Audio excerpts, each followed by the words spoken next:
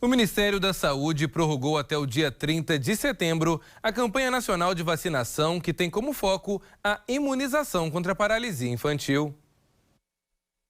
Em ofício enviado nesta segunda-feira a secretários estaduais e municipais, o Ministério da Saúde diz que a prorrogação foi motivada pela baixa adesão à campanha. Apenas 34% do público-alvo de 1 a 4 anos tomou a vacina contra a poliomielite. De acordo com o Ministério, o Programa Nacional de Imunizações permanece alertando sobre a importância e o benefício da vacinação do público-alvo para a manutenção de eliminação da doença. O Brasil é considerado um país livre da poliomielite desde 1994. Mas com a baixa adesão vacinal, médicos alertam para os riscos da volta da doença, especialmente após o registro de novos casos no exterior, em países como os Estados Unidos e Israel. Além da vacina contra a poliomielite, 17 outros imunizantes estão disponíveis para aplicação em crianças e adolescentes de até 15 anos. Segundo o Ministério da Saúde, todas as vacinas que integram o Programa Nacional de Imunizações são seguras e estão registradas pela Agência Nacional de Vigilância Sanitária. A campanha coincide com a imunização contra a Covid-19. Segundo o Ministério, as vacinas contra o coronavírus podem ser administradas de maneira simultânea ou com qualquer intervalo com as demais do calendário nacional, na população a partir de 3 anos de idade. A campanha nacional de vacinação contra a paralisia infantil vai até o dia 30 de setembro. Olha, é preciso lembrar que quando a vacinação começou em todo o país, há anos atrás, quando doenças como essas que vimos na reportagem ainda tomavam conta da população, a expectativa de vida era baixa. Com a vacinação, as coisas mudaram muito no país. A população hoje vive mais, vive melhor e aquelas doenças que até então faziam parte da vida dos brasileiros foram esquecidas. Exatamente por isso eu quero chamar o Vinícius Serra. Vinícius, infelizmente as pessoas que não aderiram a essa campanha não sabem do quanto outras sofreram para que, por exemplo, no caso da poliomielite e tantas outras, fossem realmente deixadas para trás. Mas é importante reforçar que a criança também, que não é vacinada, ela corre riscos de contrair doenças, inclusive que podem levar à morte, Vinícius. Uma boa noite para você. Boa noite, Elias. Para você e para todos que nos assistem, eu acho que essa é a palavra, né? O esquecimento.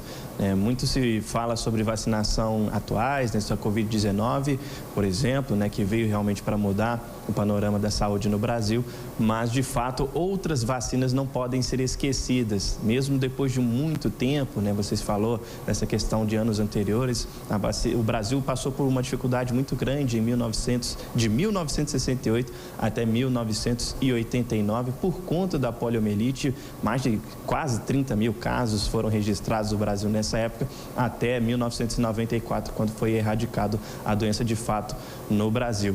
E em 1986, que foi criado o Zé Gotinha, que até hoje está participando da campanha de imunização contra a poliomielite, que foi um incentivador em ponto positivo para que a vacina fosse acobertada, né, para que atraísse mais crianças e também os pais entendessem sobre a importância dessa vacinação, no caso específico da poliomielite, que na época acabou matando muitas pessoas. Em 2015, por exemplo, para ter um panorama, a cobertura dessa vacina era de 98% e agora está na casa de 70%. Mas falando de um panorama geral sobre as vacinações, também caíram bastante. Se a gente for pegar em 2011, há 11 anos atrás, a cobertura vacinal no Brasil era de 85,31%, aliás. E hoje, apenas a vacina da Covid-19 que está em alta, as outras caíram bastante. Se a gente for pegar os últimos 5 anos, né, pegando de 2018 até agora, a vacina era de 77,13%, depois em 2019 já caiu um pouco para 73%, em 2020 para 67%, 2021 59% e agora em 2022 a cobertura até agosto está entre 43% 43,75%. A imunização, a cobertura vacinal de geral do Brasil. Então, como que em 11 anos isso caiu bastante? As pessoas acabaram deixando isso de lado por justamente achar que não vai pegar mais, por achar que é uma doença que está extinta, que não pode voltar a acontecer mais.